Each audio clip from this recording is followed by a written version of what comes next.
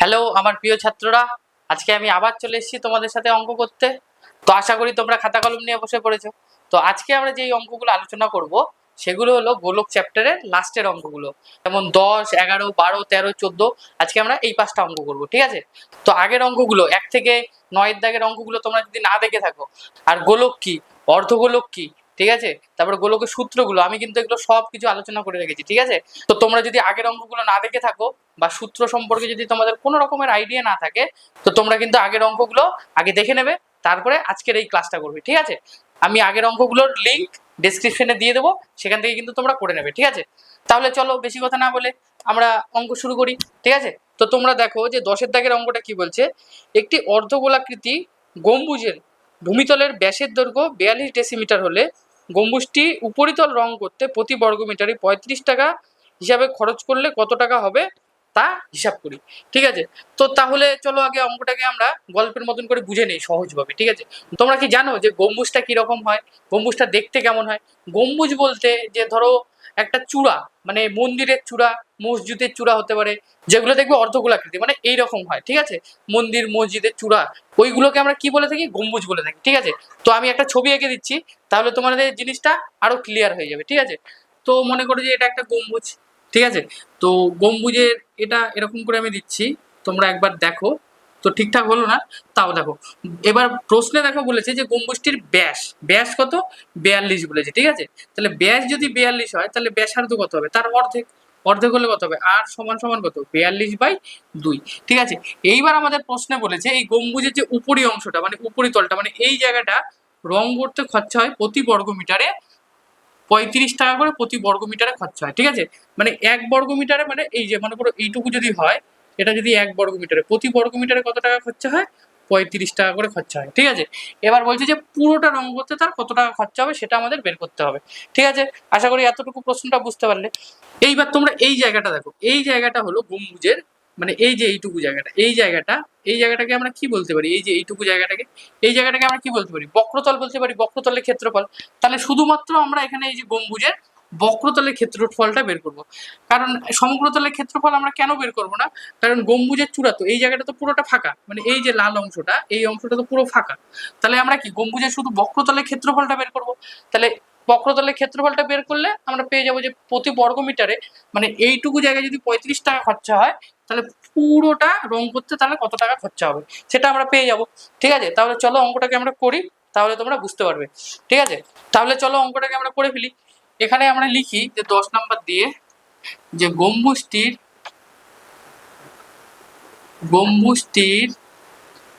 ব্যাসার্ধ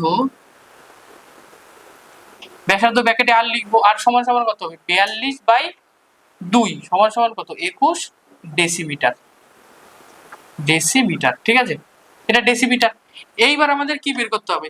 এটা কি আমাদের গম্বুজের বক্রতলের ক্ষেত্রফল। তাহলে আমরা কি বক্রতলের ক্ষেত্রফল বের করব? তাহলে লিখি গম্বুজটির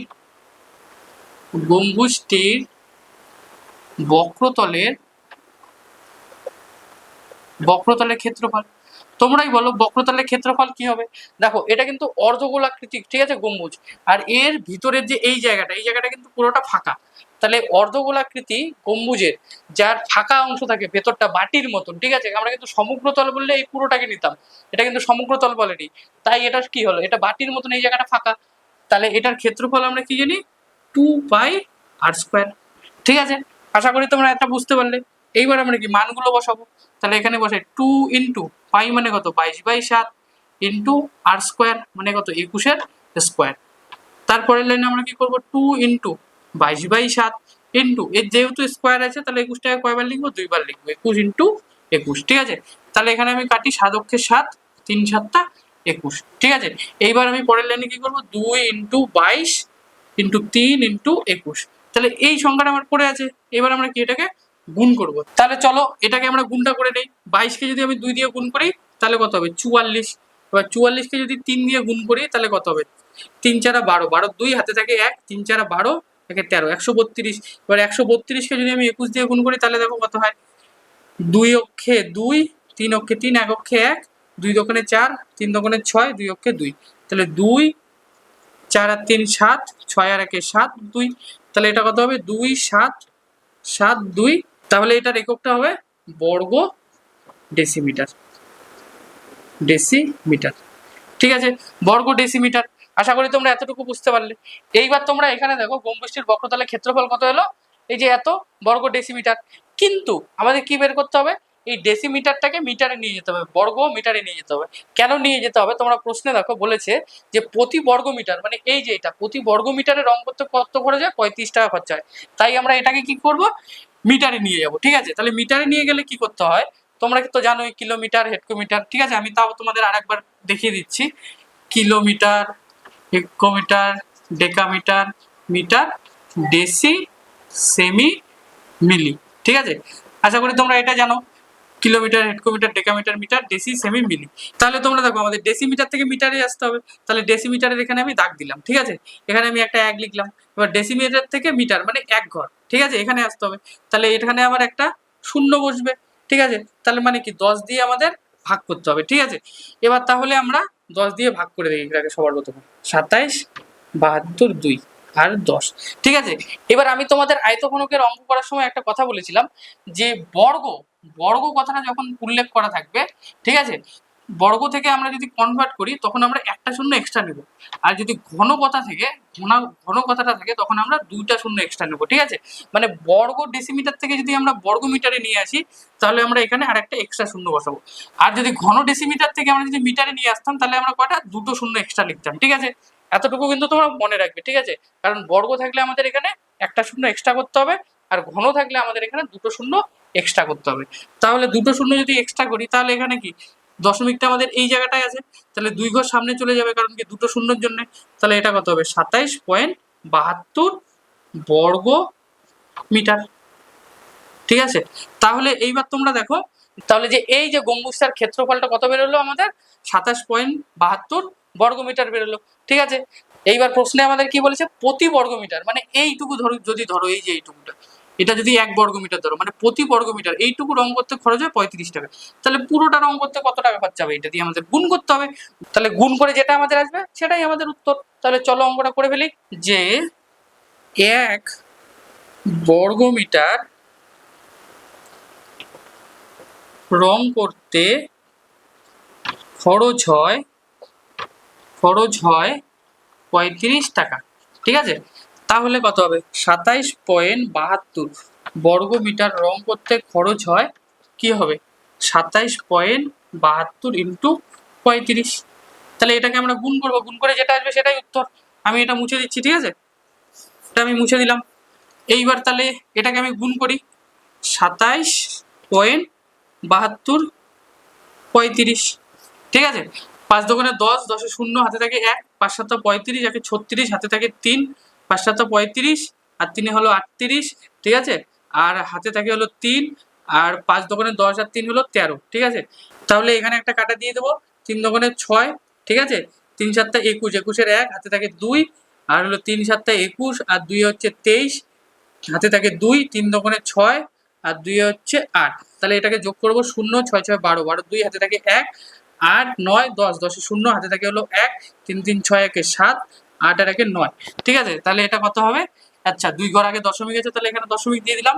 তাহলে এটা কত হবে, 970.20 টাকা, ঠিক আছে। তাহলে এটাই আমাদের উত্তর, যে এই পুরো গম্বুজটা আমাদের রং করতে কত টাকা খরচা হচ্ছে, 970.20 টাকা, ঠিক আছে। মানে 970 টাকা 20 পয়সা, এই টাকাটা আমাদের খরচা হচ্ছে, ঠিক আছে। তাহলে এটাই আমাদের উত্তর। তাহলে এখানে আমরা উত্তর কি লিখবো, যে প্রতি বর্গ মিটার রং করতে খরচ হয় 970 টাকা 20 পয়সা। তাহলে এইটাই অ্যান্সার, ঠিক আছে। তাহলে আশা করি তোমরা অঙ্কটা বুঝতে পারলে।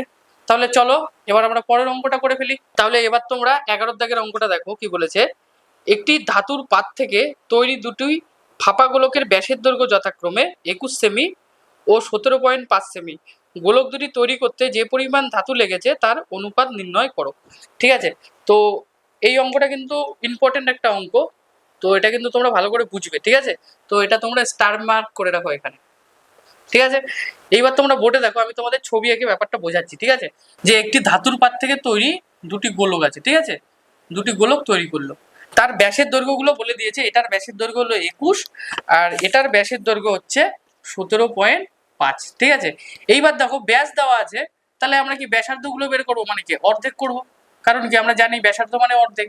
তাহলে আর মানে কত হবে, আর মানে হচ্ছে 21/2, এটা আর মানে হচ্ছে 17.5/2। ঠিক আছে, এইবার দেখো আমাদের কি বলছে, যে গোলক দুটি তৈরি করতে যে পরিমাণ ধাতু লেগেছে তার অনুপাত নির্ণয় করতে বলেছে।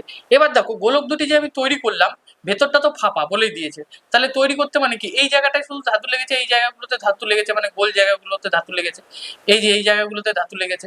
এবার এই জায়গাগুলোতে যদি ধাতু লেগে থাকে তাহলে আমরা কি বের করব গোলকটার, তাহলে আমরা গোলকটার সমগ্রতলের ক্ষেত্রফল বের করব। আর সমগ্রতলের ক্ষেত্রফলের সূত্র কি তোমরা সবাই জানো, কি সূত্র, 4πr²। ঠিক আছে, এটা কিন্তু তোমরা মুখস্থ করবে সূত্রগুলো অবশ্যই। তাহলে চলো অঙ্কটা আমরা করে ফেলি বোর্ডে। এখানে তাহলে কি প্রথমে আমরা এই গোলকটার সমগ্রতলের ক্ষেত্রফলটা বের করি। তাহলে এখানে কি লিখবো, 21/2 সেমি ব্যাসার্ধ বিশিষ্ট গোলকের সমগ্রতলের ক্ষেত্রফল। তাহলে সমগ্রতলের ক্ষেত্রফলের সূত্রটা আমরা কি জানি, 4πr²। এবার আর মানে কি ব্যাসার্ধ, তাহলে আমি এখানে মানটা বসিয়ে যে 4π যা আছে তাই থাক, আর মানে কত 21/2 তার স্কোয়ার, এককটা কি হবে বর্গ সেমি। তাহলে এটা যা আছে তাই থাক। এইবার আমরা কি এই গোলকটার সমগ্রতলের ক্ষেত্রফলটা বের করব। তাহলে এটা কি হবে, 17.5/2 সেমি ব্যাসার্ধ বিশিষ্ট গোলকের সমগ্র তলের ক্ষেত্রফল কত হবে, সূত্রটা লিখবো 4πr²। ঠিক আছে, তাহলে কত হবে 4π, আর এর মান কত 17.5। ঠিক আছে, 5/2 তার স্কোয়ার বর্গ সেমি। তাহলে এটা আমার বেরোলো। ঠিক আছে, এইবার আমাদের কি জানতে চেয়েছে, যে এই যে গোলক দুটোর যে সমগ্রতলের ক্ষেত্রফলটা বের করলাম তার অনুপাতটা কি হবে। ঠিক আছে, তাহলে চলো এখানে আমরা লিখে ফেলি উত্তর বলে, যে গোলক দুটি তৈরি করতে যে পরিমাণ ধাতু লেগেছে তার অনুপাত হলো, আমরা অনুপাত বের করব। তাহলে কি ক্ষেত্রফলটা আমরা বের করেছি, তাহলে এখানে লিখে দেই যে 4π ইন্টু 21/2 তার স্কোয়ার, অনুপাতের চিহ্ন মানে কি ইস্টু দিয়ে দিলাম। এবার এখানে কি লিখবো 4π, এই যে এটা লিখবো 17.5/2 তার স্কোয়ার। ঠিক আছে, আশা করি তোমরা এতটুকু বুঝতে পারলে। এইবার তোমরা এখানে দেখো আমরা কি করব, যেহেতু অনুপাত চিহ্ন আছে মানে কি কাটা যায়, তাহলে এখানে দেখো এই 4 আর এই 4 কেটে দিলাম, আর এই পাই আর এই পাই কেটে দিলাম। তাহলে এখানে কি পড়ে আছে, এটার স্কোয়ার পড়ে আছে আর এটার স্কোয়ার পড়ে আছে। তাহলে যেহেতু স্কোয়ার পড়ে আছে তাহলে এটাকে আমি দুইবার লিখবো। তাহলে চলো লিখি, 21/2 ইন্টু 21/2 ইস্টু দেয় এই পাশে, এখানে কি লিখবো 17.5/2 ইন্টু 17.5/2। ঠিক আছে, যেহেতু স্কোয়ার আছে তাই আমি এটাকে কি দুবার করে লিখে নিলাম। ঠিক আছে, এইবার দেখো এখানে আমি কি করব, দেখো যেহেতু অনুপাত আছে তাহলে এই 2 আর এই 2 কাটা যাবে, এই 2 আর এই 2 কাটা যাবে। ঠিক আছে, এইবার আমি কি করব, এটাকে ভগ্নাংশে নিয়ে আসবো। তাহলে ভগ্নাংশে যদি নিয়ে আসি তাহলে কি এই যে 17.5 আর 17.5 এই দুটো কি এই পাশে চলে আসবে, নিচে চলে আসবে। তাহলে উপরে 21 যা আছে তাই লিখি 21 × 21, আর নিচে কত লিখবো 17.5 ইন্টু 17.5। ঠিক আছে, তাহলে এই পয়েন্টগুলোকে যদি তুলে দিই, একটা পয়েন্ট তুলে দিলে এখানে কত আসবে 10, আর এই পয়েন্টটাকে তুলে দিলে এখানে কত আসবে 10।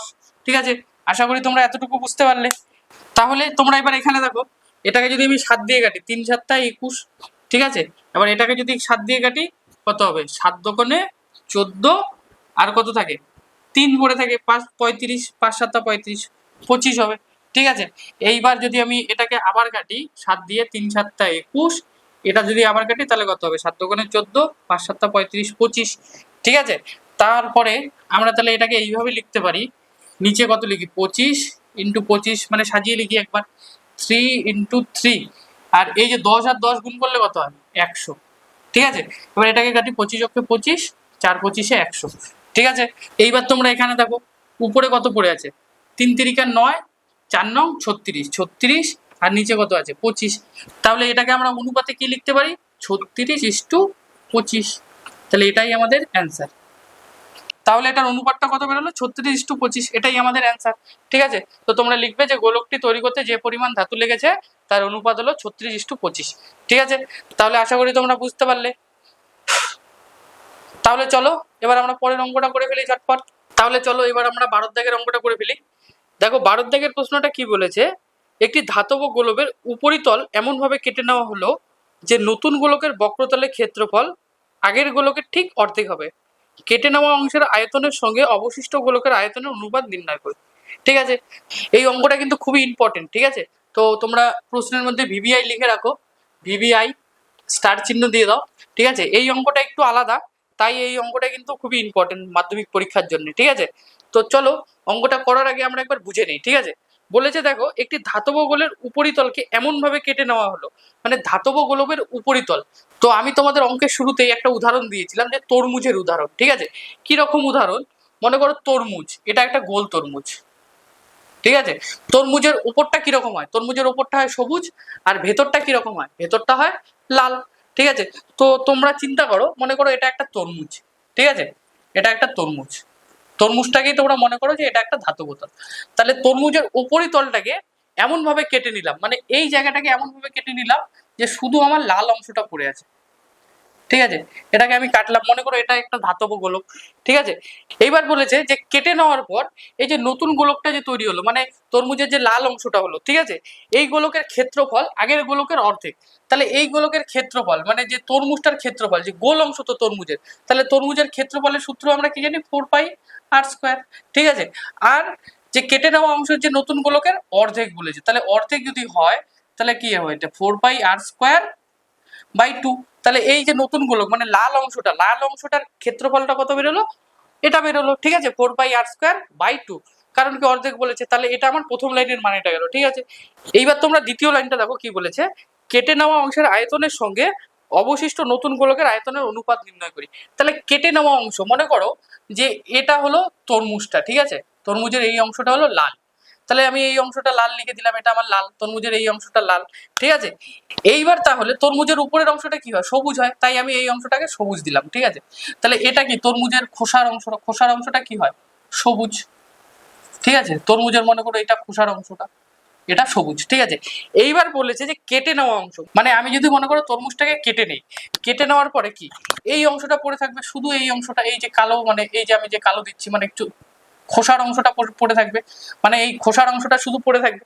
ঠিক আছে, মানে এই যে কেটে নেওয়া অংশের আয়তন আর যে নতুন গোলক, মানে এই যে লাল অংশটার আয়তন, এই দুটোর আয়তনের আমাকে অনুপাতটা বের করতে হবে। ঠিক আছে, এবার কি করে বের করব, মনে করো এটা এটা আমি মুছে দিচ্ছি এই জায়গাটা।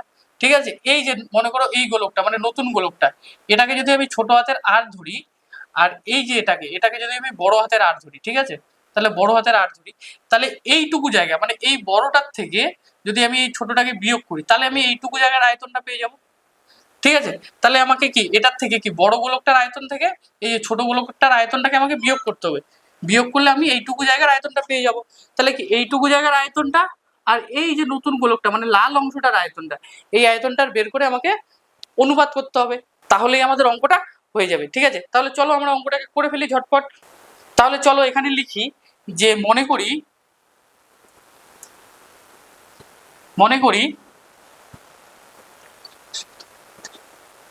আগের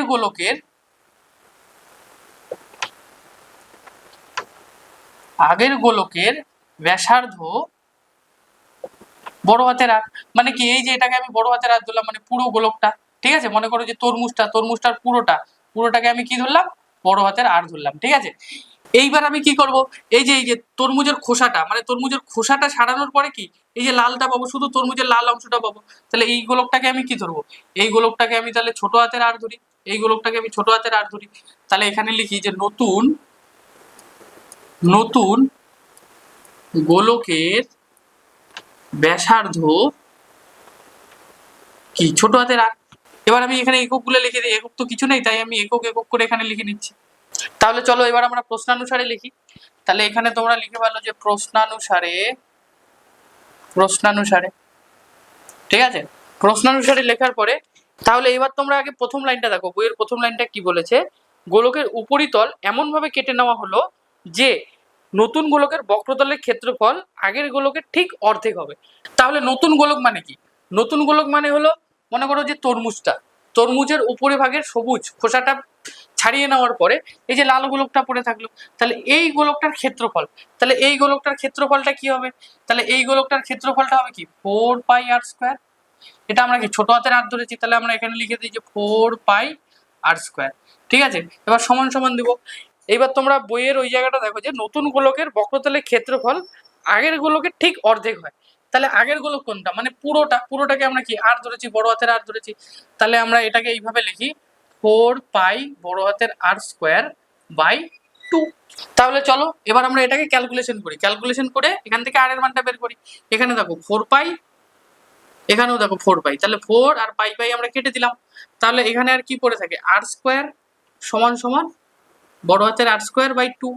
এইবার এটা কি কোনাকুনি গুণ করে দেবো, তাহলে এটা কত হবে 2r² সমান সমান কত, বড় হাতের r²। ঠিক আছে, এইবার আমরা কি করবো, এই দেখো বড় হাতের r² আছে, তাহলে স্কোয়ারটাকে যদি আমি এই পাশে নিয়ে আসি তাহলে কি হবে, রুট ওভার হবে।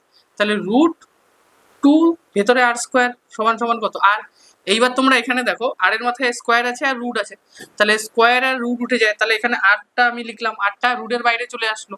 আর এইবার এখানে কি পড়ে থাকবে, √2, তাহলে আর সমান সমান √2, তাহলে এখানে কি বড় হাতের আর সমান সমান ছোট হাতের আর √2। এতটুকু বোঝা গেল, আমরা বড় হাতের আর এর মানটা পেয়ে গেলাম। ঠিক আছে, এইবার তোমরা বইয়ের পরের লাইনটা দেখো কি বলেছে, কেটে নেওয়া অংশের আয়তনের সঙ্গে অবশিষ্ট নতুন গোলকের আয়তনের অনুপাত। তার মানে কি, কেটে নেওয়া অংশের আয়তন মানে এইটুকু জায়গার আয়তনটা লাগবে আমার, এই যে সবুজ সবুজ যে জায়গাটা তোমরা দেখতে পাচ্ছ, এইটুকু জায়গার আমার আয়তনটা লাগবে। তাহলে চলো আমরা এখানে লিখি যে কেটে নেওয়া অংশের আয়তন। কেটে নেওয়া অংশের আয়তনটা কি করে বের করব? তাহলে এই যে তোমার এই গোলকটা মানে এই যে তরমুজটাকে যদি আমি ধরি, তাহলে তরমুজের সবুজ অংশটাকে নিয়ে আমরা যদি এটার আয়তনটাকে লিখি, তাহলে এটাকে আমরা কি লিখবো, 4/3 বড় হাতের r কিউব। ঠিক আছে, আর এই যে সবুজ অংশটা কেটে নেওয়ার পরে শুধু লাল অংশটা পড়ে থাকে, তাহলে -4/3 ছোট হাতের r²। এই জায়গাটা তোমরা দেখো, বুঝতে পারলে তো? দেখো এই যে তরমুজের খোসা সহ এটার আয়তন কত, 4/3 r কিউব। যেই আমরা চোচাটাকে মানে তরমুজের খোসাটাকে ফেলে দেবো, তখন কি শুধু লালটা পড়ে থাকবে, তাহলে লালটার আয়তন কি হবে 4/3 মানে ছোট হাতের, এই আমি ছোট হাতের এটা ধরেছি। ঠিক আছে, তাহলে কি এই দুটোকে যদি আমি বিয়োগ করে দিই, তাহলে আমি শুধু এইটুকু জায়গার আয়তনটা পাবো, মানে এই যে সবুজ অংশটা মানে এই লাল থেকে এই সবুজটা, এইটুকু জায়গার আয়তনটা পাবো। তাহলে চলো এটাকে আমরা বিয়োগ করি, এখানেও দেখো 4/3, এখানেও দেখো 4/3, তাহলে এটাকে আমি কমন নিয়ে নিই, 4/3টাকে যদি কমন নিয়ে নিই তাহলে কি হবে, বড় হাতের r³ মাইনাস ছোট হাতের r³। ঠিক আছে, এখানে এটা r³ হবে। ঠিক আছে, এইবার দেখো তোমরা বইয়ের লাস্ট লাইনটা কি বলেছে, কেটে নেওয়া অংশের সঙ্গে অবশিষ্ট নতুন গোলকের আয়তনের অনুপাত। তাহলে চলো আমরা এটাকে এই পাশে করি। ঠিক আছে, এটাকে আমি মুছে দিচ্ছি, এই জায়গাটাকে এটাকে আমি মুছে দিলাম। ঠিক আছে, এখানে তাহলে আমরা লিখি যে উত্তর বলে একবারে লিখি, কেটে নেওয়া অংশের ও অবশিষ্ট গোলকের আয়তনের অনুপাত।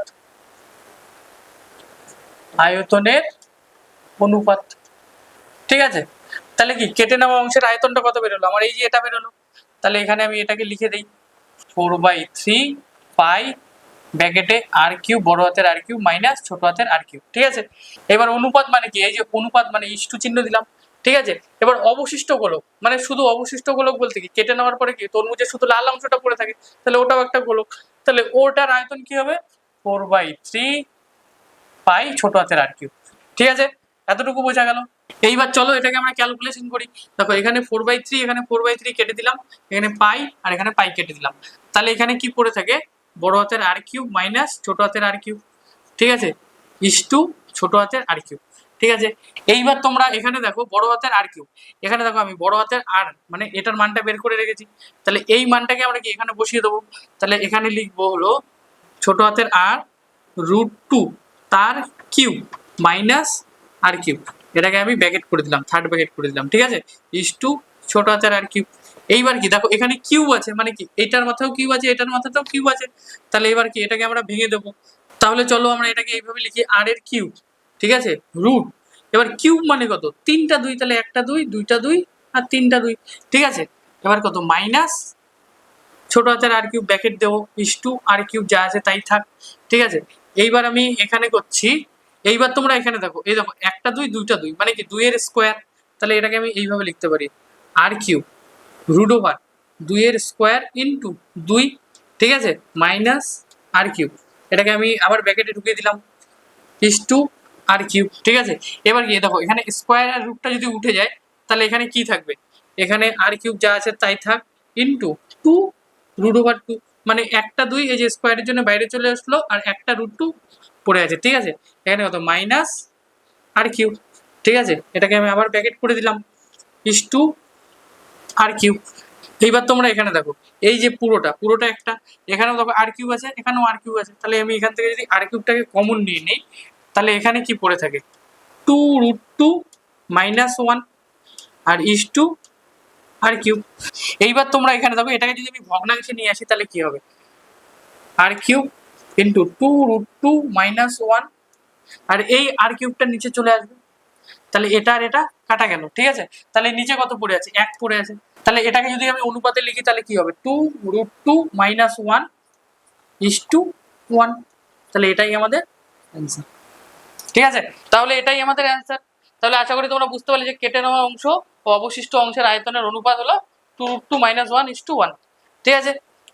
তাহলে চলো এবার আমরা পরের অঙ্কটা করে ফেলি ঝটপট। তাহলে চলো এবার আমরা 13 দাগের অঙ্কটা দেখি কি বলছে, যে 14 সেমি দৈর্ঘ্যের ব্যাসার্ধ বিশিষ্ট একটি ভূগোলকের অক্ষের বক্রতলে 0.7 সেমি দৈর্ঘ্যের ব্যাসার্ধ বিশিষ্ট দুটি বৃত্তাকার ছেদ রয়েছে, তাহলে ভূগোলকটির কত অংশ ধাতব পাত্র ক্ষেত্রফল হিসাব করি। তাহলে চলো অঙ্কটাকে আগে একবার আমরা ছবির মাধ্যমে বুঝে নিই। মনে করো এটা একটা ভূগোলক, ঠিক আছে, এটা ধাতব পাত্র দিয়ে তৈরি। এইবার বলেছে ভূগোলকের উপরে দুটি বৃত্তাকার ছিদ্র আছে, এখানে একটা বৃত্তাকার ছিদ্র আছে, এখানে একটা বৃত্তাকার ছিদ্র আছে, ঠিক আছে। এইবার বলেছে এই বৃত্তাকার ছিদ্র দুটির, ঠিক আছে, এই যে এই বৃত্তাকার ছিদ্র দুটি আছে এর ব্যাসার্ধ বলে দিয়েছে, এর ব্যাসার্ধ দুটো বলে দিয়েছে, ঠিক আছে। এর ব্যাসার্ধ কত হবে, ব্যাসার্ধ বলে দিয়েছে হলো 0.7 সেমি, ঠিক আছে। আর এই যে এটা এই ভূগোলকটার ব্যাসার্ধ বলে দিয়েছে, এর ব্যাসার্ধ কত, 14 সেমি, ঠিক আছে। এবার আমাদের কি বের করতে বলেছে, এই যে এই ভূগোলকটা যে তৈরি হয়েছে এখানে কতগুলি ধাতব পাত লেগেছে, ঠিক আছে। এই যে এখানে এই যে ধাতব পাত মানে এটা আমাদের বের করতে বলেছে যে এখানে কতটুকু ধাতব পাত আছে, ঠিক আছে। তাহলে এই যে এই ভূগোলকটা আছে এই ভূগোলকটার কি করব আমরা, ভূগোলকটার সমগ্রতলের ক্ষেত্রফলটা বের করব, ঠিক আছে। বের করার পর এই যে বৃত্ত দুটো আছে যে দুটোতে মানে ছিদ্র রয়েছে এই ছিদ্র দুটোর ক্ষেত্রফল বের করব, বের করার পর এটাকে দুটোকে যদি আমি বিয়োগ করে দেই তাহলে যেটা আসবে সেটাই আমাদের অ্যান্সার, ঠিক আছে। তাহলে চলো আমরা অঙ্কটাকে করে ফেলি। তাহলে চলো আমরা এখানে লিখি যে ভূগোলকটির ধাতব পাত্রের ক্ষেত্রফল, তাহলে ধাতব পাত্রের ক্ষেত্রফল কি হবে, ঠিক আছে। এই যে প্রথমে আমরা এইটুকু জায়গার ক্ষেত্রফলটাকে বের করবো, ওই যে পুরো এইটুকু জায়গাটা ছিদ্র দুটোকে বাদ দিয়ে, তাহলে যদি এইটুকু বের করি তাহলে আমরা কি বের করব, এটা সূত্র কি 4πr², ঠিক আছে। এবার মাইনাস এই দুটো কি, এই দুটো যে ছিদ্র আছে এটা কি বৃত্তাকার ছিদ্র, তাহলে বৃত্ত তো এই দুটো বৃত্ত, তাহলে বৃত্তের ক্ষেত্রফলের সূত্র কি πr², তাহলে আমি কি করব এখানে মাইনাস πr² দেবো, ঠিক আছে। এখানে দেখো এবার কয়টা বৃত্তাকার ছিদ্র আছে, তাহলে দুটো, তাহলে 2πr² হবে, ঠিক আছে। তাহলে চলো এটাকে আমরা ক্যালকুলেশন করব, ক্যালকুলেশন করার পরে যেটা আসবে সেটাই উত্তর, ঠিক আছে। এখানে আমার ব্যাসার্ধগুলো বলে দিয়েছে, ব্যাসার্ধ কত, ভূগোলকটির ব্যাসার্ধ হলো 14 সেমি আর ছিদ্র দুটোর ব্যাসার্ধ হলো 0.7 সেমি। তাহলে চলো মানগুলোকে আমরা বসিয়ে দিই। আচ্ছা আরেকটা জিনিস করি, এই ভূগোলকটির ব্যাসার্ধটাকে আমরা বড় হাতের আর ধরি আর এটাকে আমরা ছোট হাতের আর ধরি, ঠিক আছে। তাহলে এখানে আমি এটাকে চেঞ্জ করে দিই, এটাকে আমি বড় হাতের আর করে দিচ্ছি, এটা ছোট হাতের আরই আছে। তাহলে চলো মানগুলোকে আমরা বসিয়ে দিই, 4πr² মানে কত, এটা 14 স্কোয়ার, ঠিক আছে, মাইনাস 2π, এটা কি ছোট হাতের আর মানে কত 0.7 তার স্কোয়ার। তাহলে তোমরা এখানে দেখো এখানে 2π আছে, এখানে 4π আছে, এখান থেকে যদি 2π কমন নেই তাহলে কি থাকবে, এখানে আমি ব্র্যাকেট দিলাম, এখান থেকে 2π কমন নিলে এখানে কত থাকবে 2 ইন্টু 14 স্কোয়ার মাইনাস এখানে কি পড়ে থাকবে, এটা তো কমন চলে গেল এখানে বাইরে, তাহলে এটা কত হবে 0.7 তার স্কোয়ার, ঠিক আছে। এইবার আমি কি করব, দেখো এখানে 2π যা আছে তাই লিখবো, ঠিক আছে, ব্র্যাকেট দেবো 2 ইন্টু 14 কত 196, ঠিক আছে। এবার মাইনাস 0.7 আর 0.7 এটাকে যদি আমি গুণ করি তাহলে কত হবে 7 7টা 49, ঠিক আছে। আর হলো যেহেতু এক ঘর দুই ঘর আগে দশমিক, তাহলে এখানে দশমিক হবে। তো এই জায়গাটা কিন্তু তোমরা ভুল করবে না, অনেকে কিন্তু ভুল করে এক ঘর পরে দশমিকটা দিয়ে দেয়। তো এটা হবে 0.49। তাহলে এতটুকু বোঝা গেল। তাহলে এইবার আমরা কি করবো, 2 পাই যা আছে তাই থাক, ব্র্যাকেট 196 196 কে আমি যদি 2 দিয়ে গুণ করি তাহলে কত হবে 6 দোকানে 12, 12 2 হাতে থাকে 1, 9 দোকানে 18, একে 19, 19 এর 9 হাতে থাকে 1, 2 অক্ষে 2, একে 3, তাহলে এটা কত হবে 392 মাইনাস 0.49, ঠিক আছে। আশা করি এতটুকু বোঝা গেল। এবার আমরা কি করবো, এখানে 2 পাই যা আছে তাই লিখি। এখানে 392 থেকে 0.49 যদি আমি বিয়োগ করি তাহলে কত হবে, পয়েন্ট দেবো, এখানে দুটো শূন্য দেবো, এখানে 49, এখানে 0, ঠিক আছে। এবার দেখো এখানে 0 আছে, তাহলে এটা কত 10 ধরবো, তাহলে 10 এর থেকে 9 গেলে কত হবে 1, এখানে একটা 1 চলে আসবে, 10 এর থেকে 1 গেলে কত হবে 5, ঠিক আছে। পয়েন্ট দিলাম, 2 এর থেকে 1 গেলে কত হবে 1, 9, 3, তাহলে এটা বিয়োগ করলে কত হবে 391.51, ঠিক আছে। এতটুকু বোঝা গেল। এইবার আমরা কি করবো, এইবার আমরা ব্র্যাকেটটাকে তুলে দেবো, 2 ইন্টু পাই মানে কত 22/7 ইন্টু কত, এই যে এই মানটা বসাবো 391.51, ঠিক আছে। এইবার দেখো এই দশমিকটাকে যদি আমি তুলে দিই তাহলে এখানে কত হবে, দশমিকের জন্য একটা 1 আর 2 ঘরের জন্য দুটো 0। তাহলে এইবার আমাদের কি করতে হবে, এখানে কাটাকাটি করতে হবে। তাহলে এখানে কত আছে 7, ঠিক আছে। আচ্ছা এই লাইনটাকে আমি একবার ফ্রেশ করে লিখি, 2 ইন্টু 22/7 ইন্টু 39151/100, ঠিক আছে, এটা আছে। এবার যদি আমি এটাকে কাটাকাটি করি 7 দিয়ে ভাগ করি তাহলে কত হবে 39151 ভাগ 7, ঠিক আছে। তাহলে এটা কত হবে 5 7টা 35, ঠিক আছে। এখানে কত হবে 4 আর হচ্ছে এখান থেকে 1 নামবে, তাহলে এবার কত হবে আবার 5 7টা 35, ঠিক আছে। 35 5 6 নামবে, এখান থেকে 5 নামবে, ঠিক আছে। 7 9 63, এখানে থাকবে 2, এটা কত 1, তাহলে কত 3 7টা 21, তাহলে মিলে গেল এটা। তাহলে এখানে কত থাকলো 5593, তাহলে এটা আমি কাটলাম 7 অক্ষে 7, এটা কাটলে কত হবে 5593, ঠিক আছে। তাহলে এবার তোমরা এখানে দেখো নিচে কি পড়ে আছে 100, 100টা নিচে থাক, তাহলে আমাদের দশমিক আনতে সুবিধা হবে। আর উপরে কি পড়ে আছে 2 ইন্টু 22 ইন্টু 5593, এটাকে গুণ করি। তাহলে চলো 5593 কে এটা দিয়ে গুণ করি, তাহলে এখানে লিখি 5593, 22 দোকানে কত 44, একবারে করে দিলাম 44, ঠিক আছে। তাহলে 44 যদি করি 3 4 12, 12 2 হাতে থাকে হলো 1, 4 9 36, 36 আর 1 37, ঠিক আছে, হাতে থাকে 3 আর হলো 4 5 20 আর 3 হলো 23, হাতে থাকে 2, 4 5 20 আর 2 হলো 22, ঠিক আছে। এইবার কি এটা 4 দিয়ে করলে একই হবে, তাহলে এখানে কত 2 7 3 2 2, তাহলে এটা যোগ করলে কত হবে 2 7 আর 2 হলো হচ্ছে 9, আচ্ছা 7 আর 3 10, 10 এ 0 হাতে থাকে 1 আর 3 আর 2 হচ্ছে 5, 1 6, 2 2 4, এটা 2, তাহলে এটা কত হলো 24 60 92, তাহলে এটা আমরা এইভাবে লিখতে পারি নিচে 100 দিয়ে 24 60 92, ঠিক আছে। এইবার আমরা কি করব, দেখো এখানে 100 আছে মানে নিচে দুটো শূন্য আছে, দশমিক তো আমাদের সর্বশেষ থাকে, তাহলে দশমিকটা যদি এখানে থাকে তাহলে 2 ঘর আগে দশমিক চলে আসবে এই দুটো শূন্যর জন্য, তাহলে এটা কত হবে 2460.92, ঠিক আছে। এটা মুছে দিলাম, তাহলে এটা কি হবে বর্গ সেমি, ঠিক আছে। এটা এককটা কি হবে বর্গ সেমি। তাহলে তোমরা দেখো এই যে ভূগোলকটি ধাতব পাত্রের ক্ষেত্রফল কোনটা, এই যে এটা, তাহলে শুধু এই যে এইটুকু জায়গা মানে এই যে ছিদ্র দুটো বাদ দিয়ে ভূগোলকটির ক্ষেত্রফল কত হলো 2460.92 বর্গ সেমি, ঠিক আছে। আশা করি তোমরা এই অঙ্কটা বুঝতে পারলে। তাহলে চলো এবার আমরা পরের অঙ্কটা করে ফেলি ঝটপট। তাহলে চলো এবার আমরা 14 দাগের অঙ্কটা করে ফেলি ঝটপট। দেখো 14 দাগের অঙ্কটা কি বলেছে, 8 সেমি দৈর্ঘ্যের ব্যাসার্ধের একটি নিরেট গোলককে গলিয়ে 1 সেমি দৈর্ঘ্যের ব্যাসার্ধের কয়টি নিরেট গুলি পাওয়া যাবে তা হিসাব করি। এই 14 নম্বর অঙ্কটা আর 8 নম্বর অঙ্কটা একই রকম, ঠিক আছে। তো তোমরা যদি 8 নম্বর অঙ্কটা করে থাকো তাহলে তোমরা 14 নম্বর অঙ্কটাও করতে পারবে, ঠিক আছে। তো 14 নম্বর অঙ্কটা তোমরা প্রথমে একা একা করো, তারপরে যদি তোমাদের কোথাও আটকায় তারপরে তোমরা এই অঙ্কটা দেখে নেবে, ঠিক আছে। তাহলে চলো 14 নম্বর অঙ্কটাকে আগে একবার আমরা বুঝে নেই ছবি এঁকে, ঠিক আছে। দেখো আমি একটা গোলক আঁকলাম, লোহার গোলক, ঠিক আছে, যার ব্যাসার্ধ কত বলেছে 8 সেমি। তাহলে আর সমান সমান কত 8, ঠিক আছে। এইবার বলেছি কি এই নিরেট গোলক, নিরেট কথাটার অর্থ তো তোমরা জানোই, যে নিরেট কথাটার অর্থ হলো যে এই পুরোটার ভিতরেই লোহা আছে, এই পুরোটার ভিতরেই লোহা আছে, ঠিক আছে। তো আমি এটা মুছে দিচ্ছি, ঠিক আছে। বলেছে যে এই নিরেট গোলকটাকে গলিয়ে ছোট ছোট, এই যে ছোট ছোট 1 2 3টে, ঠিক আছে, এই ছোট ছোট 1 সেমি ব্যাসার্ধ বিশিষ্ট, এদের ব্যাসার্ধ কত 1 সেমি, 1 সেমি ব্যাসার্ধ বিশিষ্ট কতগুলি গুলি পাওয়া যাবে। তাহলে আমরা কি করে বের করব? তাহলে তোমরা দেখো এই বড় গোলকটার যে আয়তন হবে এই ছোট গুলিগুলোর আয়তনও সবগুলোর একই হবে, তাই তো। তাহলে কি করব, এই বড় গোলকটার আয়তন যা বের হবে এই 1 সেমি গোলক বিশিষ্ট যে আয়তন হবে এটাকে আমরা ভাগ করে দেবো, ভাগ করে দিলেই যেটা আসবে সেটাই আমাদের অ্যান্সার। তাহলে চলো এটাকে আমরা করে ফেলি, ঠিক আছে। তাহলে এখানে আমরা লিখি যে 8 সেমি ব্যাসার্ধ বিশিষ্ট, ব্যাসার্ধ বিশিষ্ট নিরেট লোহার গোলকের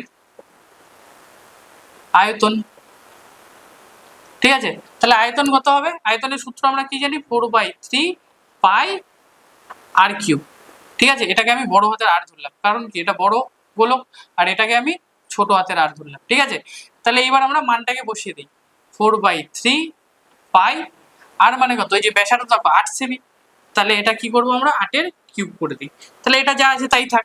এবার আমরা কি এই যে ছোট গোলকটার আয়তনটা বের করব, তাহলে এখানে লিখি 1 সেমি ব্যাসার্ধ বিশিষ্ট নিরেট লোহার গোলকের আয়তন হবে কত 4/3 পাই ছোট হাতের আর কিউব, ঠিক আছে। 4/3 পাই ছোট হাতের আর মানে কত 1-এর কিউব, তাহলে 1-এর কিউব দিয়ে দিলাম, ঠিক আছে। এইবার বলেছে যে আমরা কতগুলো গুলি তৈরি করতে পারবো, তাহলে আমরা কি করব, এইবার দেখো এই বড় গোলকের যে আয়তন এসছে আর ছোট গোলকের যে আয়তন এসছে, বড় গোলকের আয়তনটাকে আমরা ছোট গোলকের আয়তনটাকে দিয়ে ভাগ করব, ভাগ করলেই আমাদের বেরিয়ে যাবে। তাহলে চলো এখানে আমরা একবারে উত্তর লিখে দিই, উত্তর বলে লিখি যে নিরেট গুলি তৈরি হবে, ঠিক আছে। তাহলে কি করবো, যে ভাগ করে দেবো, তাহলে বড় গোলকটার আয়তন 4/3 পাই 8-এর কিউব আর ছোট গোলকটার আয়তন 4/3 পাই 1-এর কিউব, ঠিক আছে। তাহলে এইবার কি হবে দেখো 4/3 আর 4/3 কাটা, এই পাই আর এই পাই কাটা, ঠিক আছে।